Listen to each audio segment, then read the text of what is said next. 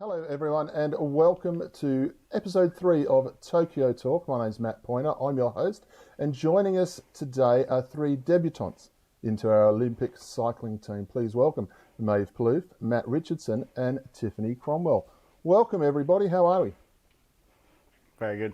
Very good. Yep, doing well. Doing well. Now, Tiff, Oh, good, thanks. you're the one who's far away from us. Where are you at the moment?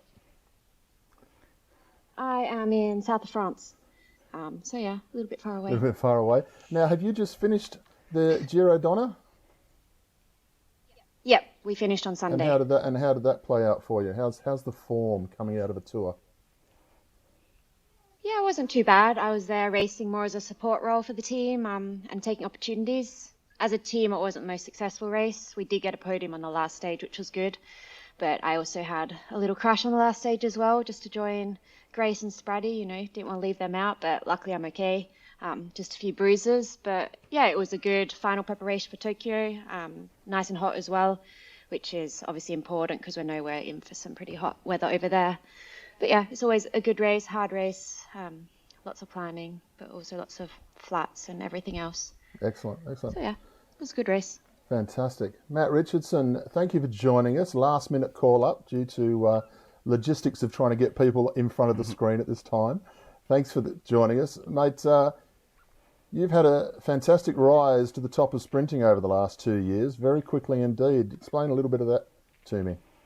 Yeah, I guess I stepped into the academy with Maeve and a few others back in, when was it, Maeve? It's like November 2018, I think. Yeah, late 2018. Late 2018. And yeah, kind of moved over to Adelaide, relocated there, which was good. Obviously, the track cycling program that's where it's based. So yeah, kind of just stuck into a bit of training there and got a call up to the World Championships in 2019. And I guess that's kind of where the balls really started to flow. From there, kind of took as much experience as I could from that, and I guess just applied it to training and racing and all that sort of stuff. And we kind of just progressed through the rest of the year and kept making gains, and got selected for the team for 2020. Got a bronze medal there with Tom Cornish and Nathan Hart, so we qualified for the Olympics. And yeah, that's basically where we're at the moment, with no more racing since then, but just been training hard and yeah, still progressing. And yeah, it's been pretty wild so far, to be honest. Well, I can remember being able to commentate Hong Kong World Cup, where you guys stepped up onto the podium there. And of course, World Cup, Maeve, is somewhere where you suddenly went from up-and-coming South Australian to dragging the team around in Brisbane. So a very big step up very quickly at World Cup level for you.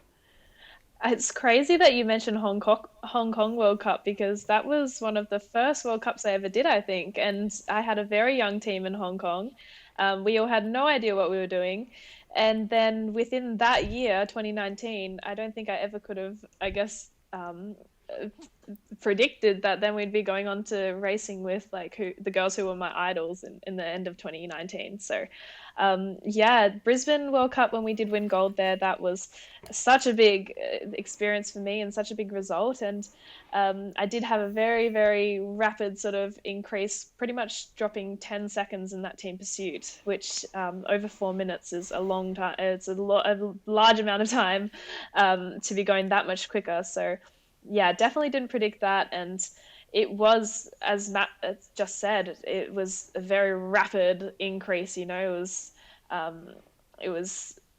big jump.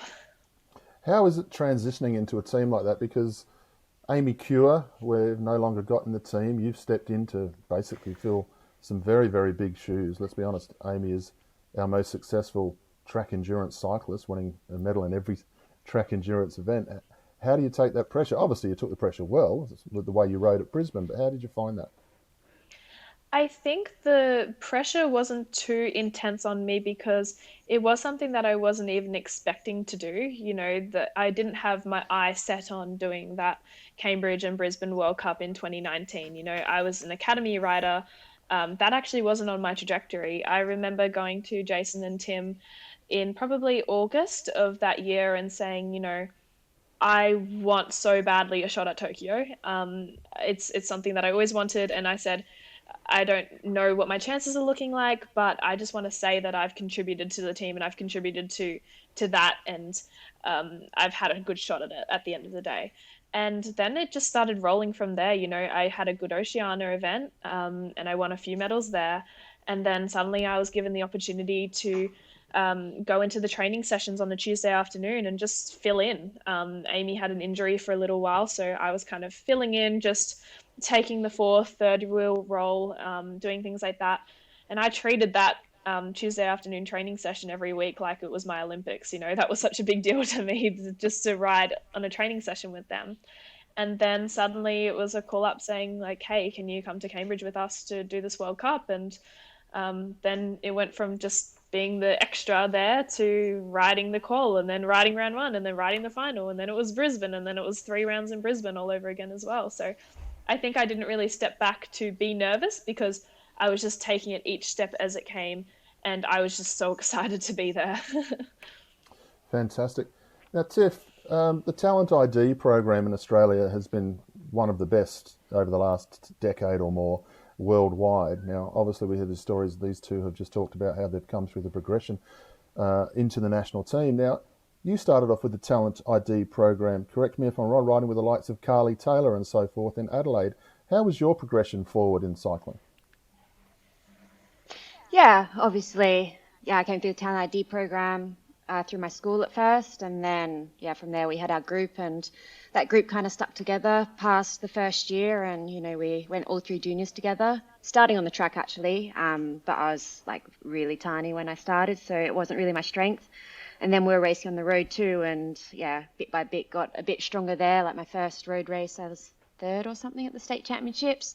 And then I was like, oh, okay, this isn't so bad. And for me, it was just a progression racing in Australia, you know, going over to Victoria, going all around the country, racing the national level races. Then I made an Oceania team 2004. It was like a under 17 development team. That was my first kind of Australian team.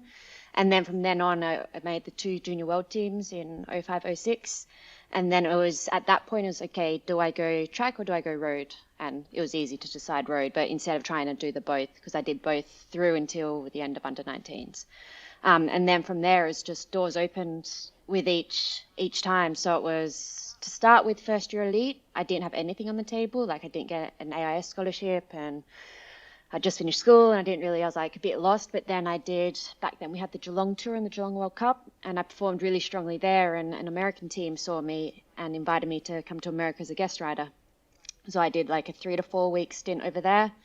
And then we had a development trip as well with the Australian team in France. And then from there, it continued progressing. So I spent 2 years doing half a year racing in America with the US team, and then half a year with the national team. As 08, I got an AIS scholarship.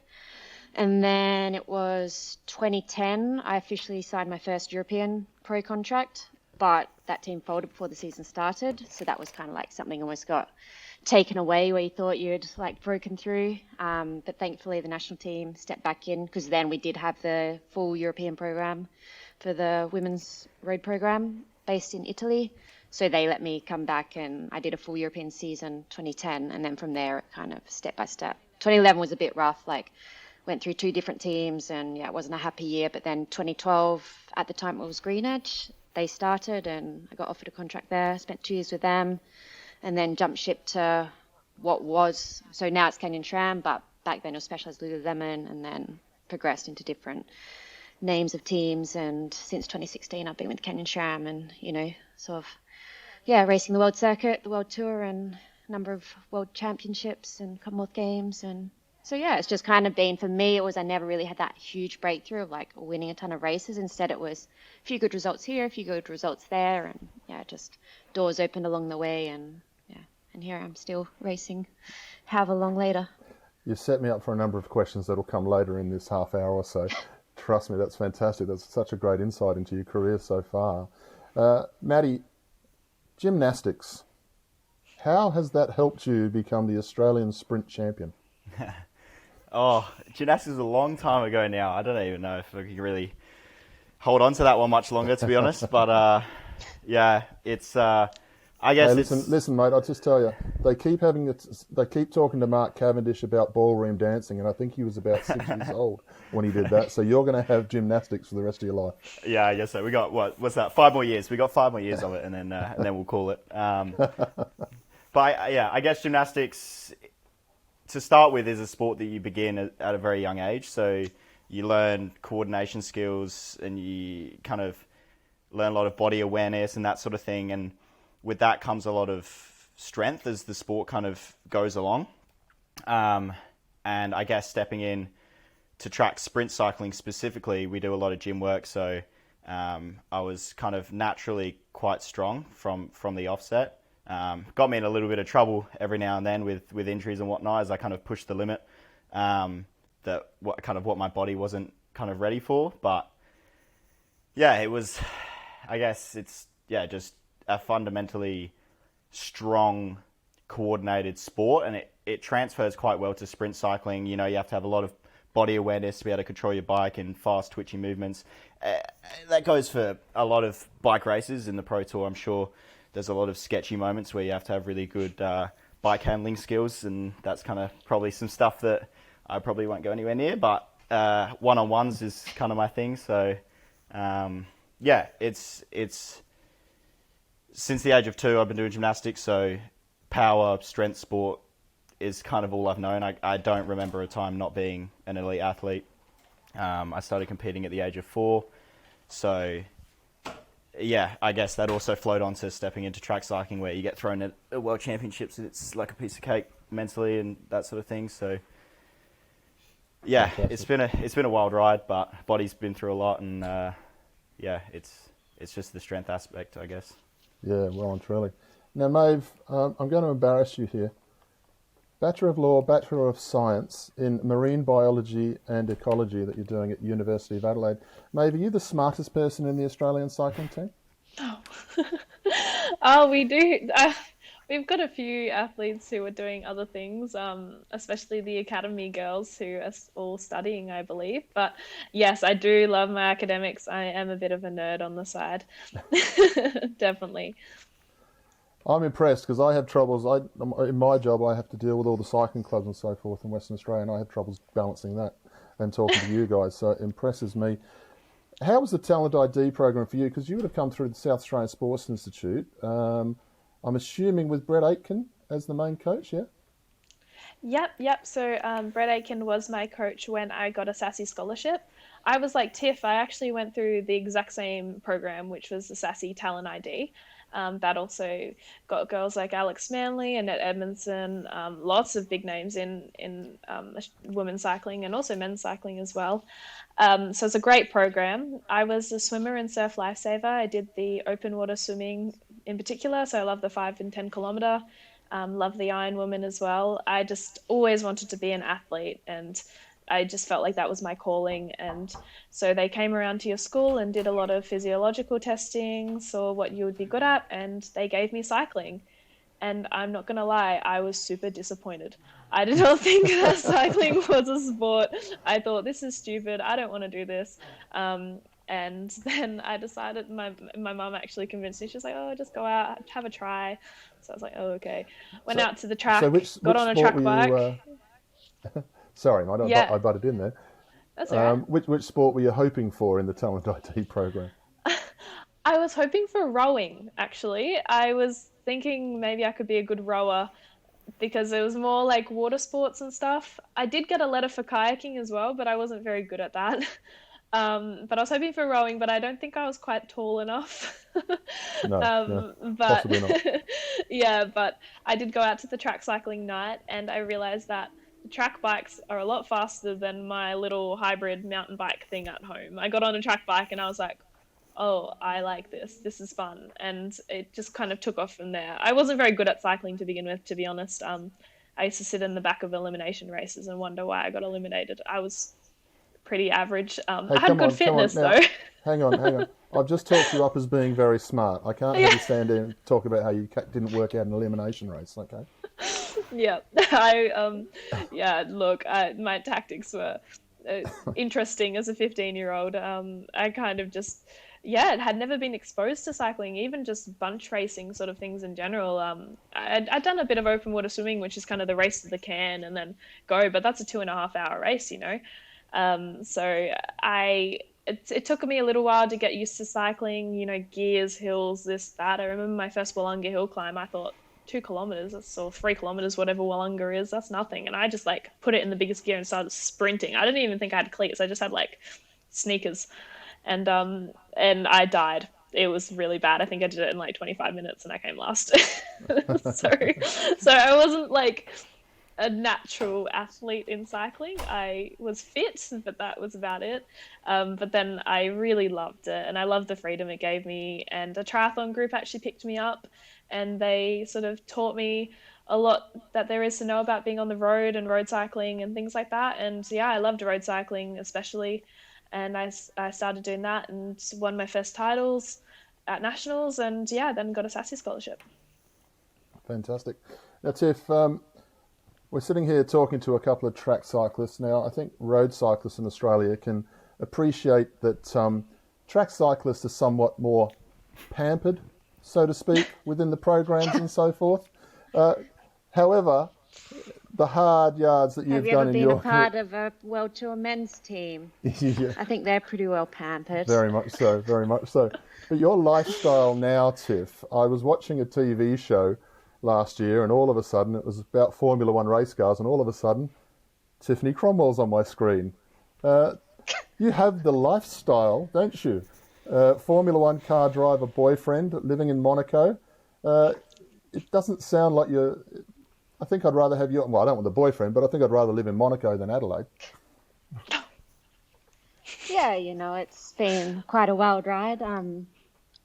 Monaco definitely has that stigma of like this place of glitz and glam, but it's also, we're really fortunate there's so many other like high level athletes, not only cyclists, but you know, other drivers, you've got tennis players, you've got all sorts there. So there's this really nice community, which is good because like, you know, if you're in Adelaide, let's say people having on average a normal 9 to 5 job, it's like middle of the day per athlete, okay, what do we do on our rest day? At least here, you know, there's lots of other people with similar lifestyles where it's like, oh yeah, we can catch up or we can do something, which I think is really important when you're living far away from, you know, where you grew up and with your family and friends, and having like that support community and network. But yeah, it's definitely sometimes like pinch me moments of the things you end up finding yourself doing. But yeah, it's a long way from the good old Cristiano days at the AIS, that's for sure. Now, I'll just talk about clubs for a second. Now, correct me if I'm wrong. I hope I'm wrong because it makes more of a conversation. You're in the Norwood Cycling Club now, Tiff, but did you start with Sturt? Yeah, Sturt Holdfast Marion. Cool, because I was in Sturt. So I was when in Sturt as well, that's why I asked the question. A long time ago. Oh, okay. A long time ago. Yeah. Yeah, because when we got our license, we got put into wherever was, I think, closest to where we lived. Right. But then there used to be, back in the day, a national club team time trial, a pairs time trial. So I wanted to do that with Carly Taylor. And so you had to be in the same club to do it. So then I changed to Norwood. So then we could race the pairs time trial at nationals together. Excellent. And been with Norwood ever since. That would have been a lethal combination. Yeah, it was, except then Carly, I think, broke her wheel and yeah, I think the brake was rubbing. So then the rubbed brake the whole way. So we fished goodness. Well, to put it into perspective, Carly only just lost her Wollonga Queen of the Mountain time last year in the Tour this year in the Tour Down Under because Sarah Gigante took it off her. So and I was actually on a job in Tasmania at the Tour of Tasmania a few years ago, and Carly was there as the female commentator. And we all went out for lunch, I think it was, after one of the stages. It was 10 kilometres to the cafe. And she ran there in what she was wearing. She wasn't dressed to run, but she ran there because she was training for an Ironman. So gives you an idea about Carly Taylor. Yeah, that's not surprising. Yeah. Natural athlete. Yeah. Maddie, you come from the Midland Cycling Club. Great history there with world champions and so forth. How important have they been to your progression from gymnastics into cycling and now to where you are now? Yeah, I mean, that's where it all started, I guess. I was watching just a track race. I think it was the Westrel, I think it was. And lady from Midland Cycle Club called Claire Hodges. She was just going around the stands scouting people and whatnot. I was still doing gymnastics at the time every day, apart from Wednesday afternoon. And that just so happened to be the one day that Midland Cycle Club had their track session. So I asked if I wanted to come along and thought it kind of slotted in pretty nicely. And it's the support from them has been ridiculous over the last few years. You know, like when I was coming through, I was kind of the only one of my kind, I guess. Like, not many people start out as, like, I'm just going to do sprint, basically. Like, I feel like the common thing is either TID or, like, I ride on Saturday mornings with my dad, you know what I mean? And then you kind of just end up being an endurance cyclist. So it was fun. It was challenging at times, you know, like those guys would go on Saturday morning rides and Sunday rides and whatnot, which obviously I wouldn't do, given the fact that I'd be off the back the whole time. But yeah, it was phenomenal support from that club, and they still support me to this day. And yeah, that's where it's all began. So Midland Cycle Club will always have a place in my heart. And Maeve, which club did you start with, or which club are you still with? Yeah, I'm still with my first club, which is Port Adelaide Cycling Club, and it's the same deal. They've been with me from the very beginning. Also, Fuse Multisport was a triathlon group that helped me out a lot in those really early days when I didn't know anything about cycling. And, you know, you take for granted when you don't have family who ride or friends who ride, how hard it is just as a 13-year-old girl to even just go for a bike ride in the hills. Like, you don't know where to go, you don't know where it's safe and things like that. So, look, the support that I got from those local clubs and things and those sort of programs right in the beginning, they're what kept me on a bike and kept me interested and kept me going, because without them, you wouldn't have just had the foundational skills that you rely on so heavily now. Now, I want you to both think of a question for Tiffany in a second, because I'm just going to ask her another one, because I want you guys to find out a couple of things. Tiff, such a career you've had so far, and I think it's fair to say you're regarded as the captain on the road when you represent Australia and direct traffic for the team and so forth and keep everybody calm. What is the secret to your longevity? Because it's actually blowing me away as where we started in the 2000s when we started talking earlier about where we are now. What is the secret to your longevity within the sport at such a high level? I think it was just making sure you enjoy yourself and challenge yourself with different things. That's always been my key. Like, sure, there are moments, like with every professional sport or elite sport, that you have your low points. But when you find those low points, then it's about, okay, trying to get out there right and trying to say, okay, why am I doing this? Why do I still love this? And we're fortunate with road cycling that you do get a lot of differences all the time. Like, we're outside on the open roads, you know, if you're sick of where you're training, just get in a car or get on a plane and go somewhere else and you can train somewhere else. And I think I've been fortunate also being some really good teams throughout my career as well, which has helped a lot. And then, yeah, as I said, just having different challenges along the way, like whether it's trialing a different event, having a new goal, or now this year, for example, I'll be doing some gravel racing, and that's kind of give a new lease on life. Like, that will be starting after the Olympics. But yeah, it's just making sure you're having fun. Like, if you're not having fun, it's not worth doing because the sport's too hard otherwise. Maeve, I'll go to you first. What question would you have for Tiffany, given the experience she has in the sport? I was more thinking of just a light-handed, easy question. Maybe I'll start with that one then, and you can come back. I was going to say, as a local Adelaide girl, what was your favourite climb to do in the Adelaide Hills? Favourite climb? Probably Norton Summit. I think that one's always the classic for efforts, and just, it's a nice climb with good views. But then the one I loved to hate was the freeway, because I always had to ride up there to get home. Very fair. Yep, that one is a long one. Whereas Norton just feels that much shorter, just the extra 10 minutes or whatever it is. It's definitely more attainable. I just love how Maeve was like, yeah, Norton feels short. Like, I live at the bottom of Norton, and like, I've ridden up it twice. Yeah, but you're a sprinter. Yeah, but I've ridden up it twice, and it is not short. That is a long climb. The switchbacks are like a 45-degree angle. Don't come to Europe into the mountains then. I will only come to Europe if I have a car. What's going on? Very cool. Alex told me about, because Matt and Alex live like right at the bottom of Norton, and she's like, he makes me like pick him up at the bottom of McGill because he calls it Mount McGill.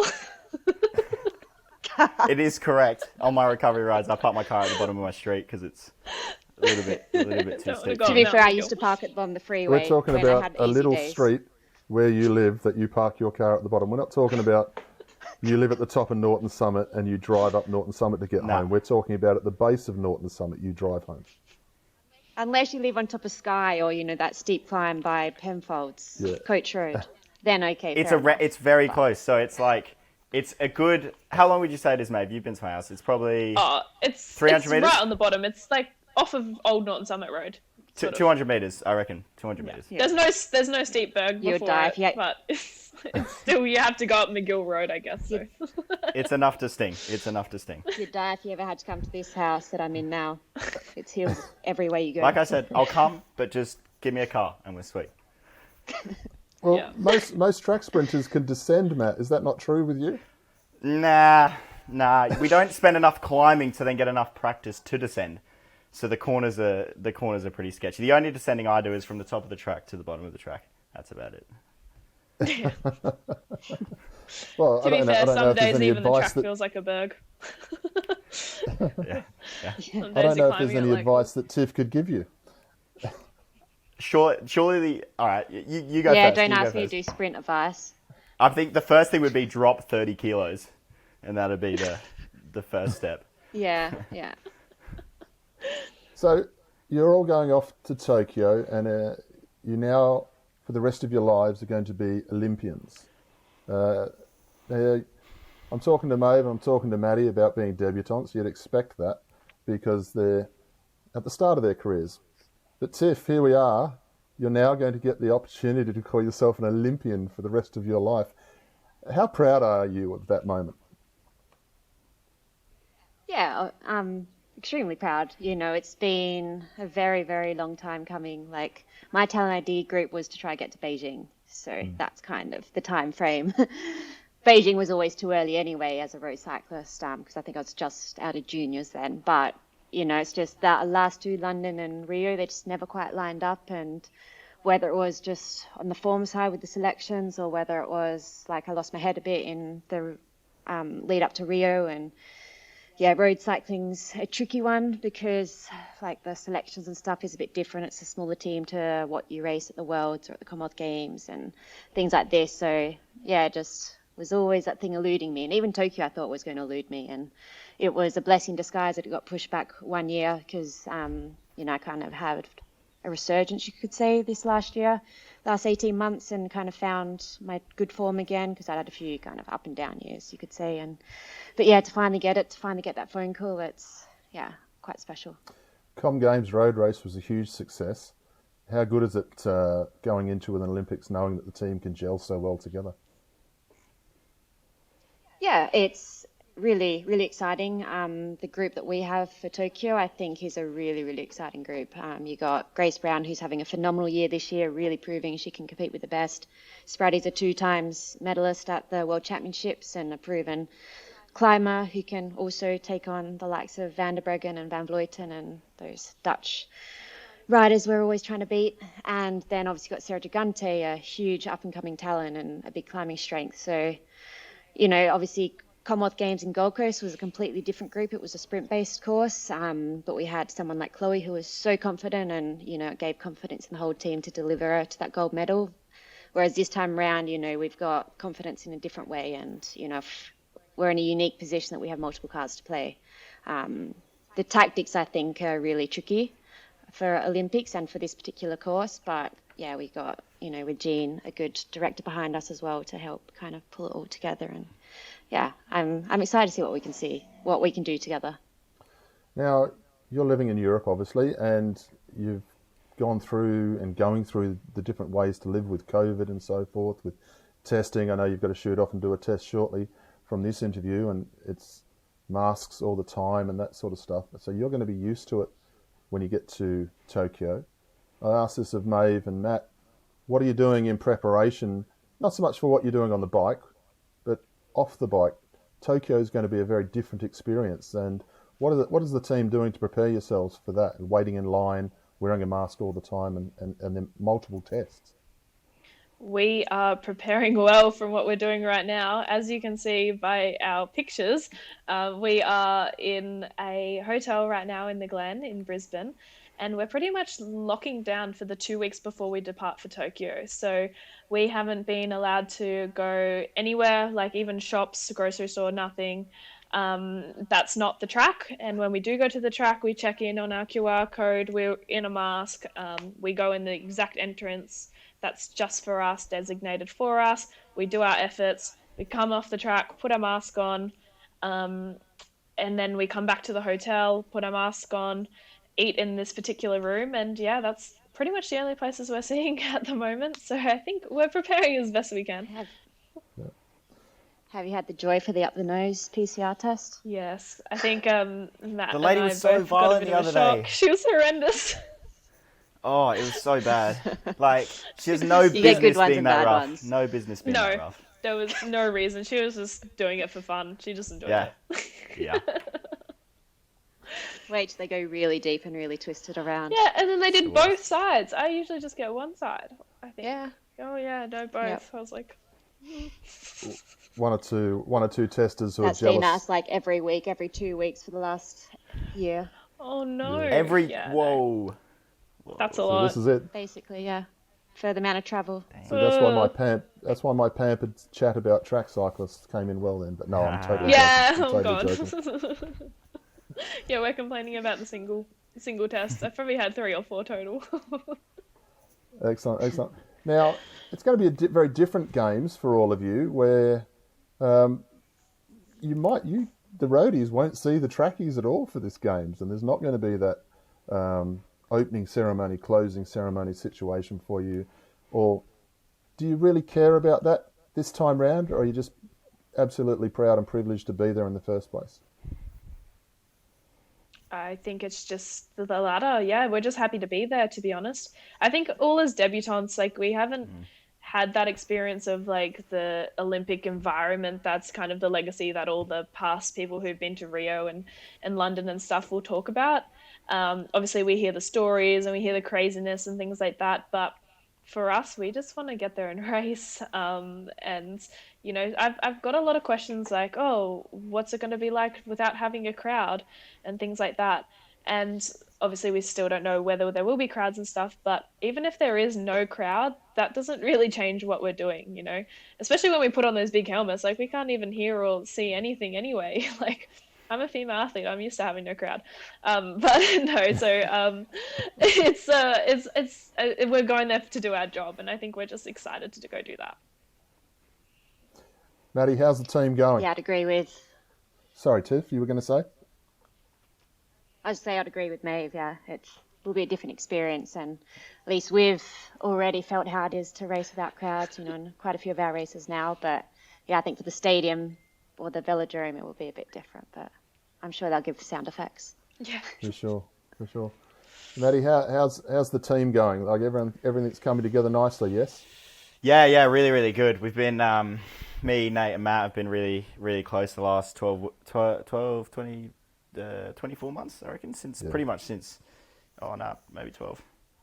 15, let's go 15, split the difference. Did you just phone a friend? Me? No. Yeah. No, I'll prove it. No friend There you there. go. I've got no friends. everyone's at dinner. Yeah, everyone is at dinner actually. No, just kidding. It's all right. Yeah, we've been really close the last 15 months. Obviously, all being based in Adelaide, we all see each other every day. We're all training with each other, pushing each other on. And last year, again, we were another group that definitely benefited from it being postponed a year. We had only just kind of burst onto the scene in men's team sprint, and we really needed that extra year to just hone in the tactical and technical execution of the ride and figure out who's riding what position and whatnot. And yeah, we spent a lot of time last year doing a lot of trials and testing and all that sort of stuff. So now this year it's just been full noise towards the games, and we've been in Brisbane for about 4 months now. We got too fast for the Adelaide track, which is a good problem to have. So yeah, we've been here for a while, and yeah, it's been excellent. Yeah, couldn't have been better really. It's Just yeah, just put that into perspective for our viewers, because not everyone watching you guys and girls is a cyclist, so to speak. You got too fast for the Adelaide track. yeah. Explain that one to me. So basically, Adelaide reaches I think about 42 degrees, and it's only that steep for about 10 meters in the bend. Before and after that, it shallows out. Brisbane is steeper. I think it's 43 or 44, and it's that steep the whole bend. So what we were finding is as we were entering the bend, it wasn't steep enough to support the speed that we were going, and we were just getting flared wide. So it got pretty sketchy, and that was that was happening last year when we weren't going as quick as what we were going to be in the lead up to the games this year. So the call was made that we needed a steeper, faster track. It also helps that the weather's a lot nicer up here and whatnot, and more suited to Tokyo. Don't say that. Bonus, but... Don't say that, mate, because I was going to say to all the trolls out there who said the track team went to Queensland just because the weather was better and it was nicer by the pool, are now going to go, see, I knew that's why they were there. Nah, Nothing that to was do just with a the track. bonus. That was just a bonus. The track, it was honestly Warm getting pretty track is a dangerous. fast track. Warm track is a fast track, absolutely. But yeah, it was just getting pretty dangerous, to be honest. Like, we were losing confidence in the track, and we were only going to get faster. So, yeah, the decision needed to be made that we needed to come up here, and it's been good so far. Well, a warm track is a fast track, but it's going to be a warm road as well in Tokyo. They're talking 40 degrees with humidity added in, Tiff. Is that what you're setting yourself up for? Well, I've been following the weather and I haven't seen anything which says 40 degrees. But Good. yeah, the humidity is a big factor. I think that's what, if you put on top of 30, makes it about 40. But yeah, we're all fully aware of it and doing all the different hot weather protocols in terms of the right food and gels and mix and drink mixes and pre-cooling and blah, blah, blah. And then some specific heat training. I haven't had to do anything too specific because obviously where I'm based, it's actually been kind of similar conditions, but I had some time in Finland because that's actually where my boyfriend is from, and that's the land of the saunas. So sauna training is definitely something that's been useful and conveniently there, like everybody. It's weird not to have a sauna in your house. But yeah, I'm prepared for it. We've got super light clothing as well from clothing manufacturers to make sure we can be as cool as possible, and just, the key is just training your body for it. And once you've trained your body for it, you kind of get used to it and understand how to deal with it correctly. I saw a video the other day, Maeve, of the teams warming up inside a tent to simulate it. How much fun has that been for the team? Yeah, so we've heard the suggestion that the Tokyo track is going to be sitting at around 28 degrees. So we've been preparing for that by just basically we built this greenhouse looking thing in the middle of the track, and we've heated it up with like a little almost rice cooker looking thing that puts steam out, and then heaters and all sorts of things, and we've got it to pretty much exactly 28 degrees. So we've been warming up and cooling down in that. But that hasn't been the hard stimulus. That's sort of just been to practice with the track. Because interestingly, the Brisbane track has not actually been that hot. It's been about 18 or 19 most days. But then we've been doing heat chamber on top of that, which is where it's like 40 degrees in the little box and you're riding next to everyone and getting all sweaty, and some hot tub as well, which is probably the worst one. We just get in the hot spa, and it's nice for about the first 2 minutes. Everyone's like la la la, and then you can just see the agitation on everyone's face growing, like no one wants to talk. When you get to about 15 minutes, everyone just like looking down. I think Georgia was like near the like edge of the pool, just like sleeping on it before she just like wants to get out. So yeah, we've been doing our heat training in preparation, but the warm-up tent is almost the nicest part of that preparation. Once again, not selling the whole reason we went to Brisbane because we hanging out in the spa. Look, we're going to wind it up. We're going to wind it up here. Tiff, I'm going to ask the question that I don't like to ask, but you're expected to when you're in an interview situation. How much longer are we going to see Tiff in the pro peloton? Please say a few more years. That's a good question. Well, yeah, I've agreed at least for another year, potentially 2 years. So at least that long. We want to do where you got World Championships in Australia next year, if Australia's open by then, Fortress Australia. So hopefully for that, and then we'll decide if I want to keep going for beyond that. Who knows? Let's go to Paris. Excellent. I love But then the again, idea maybe of that. not.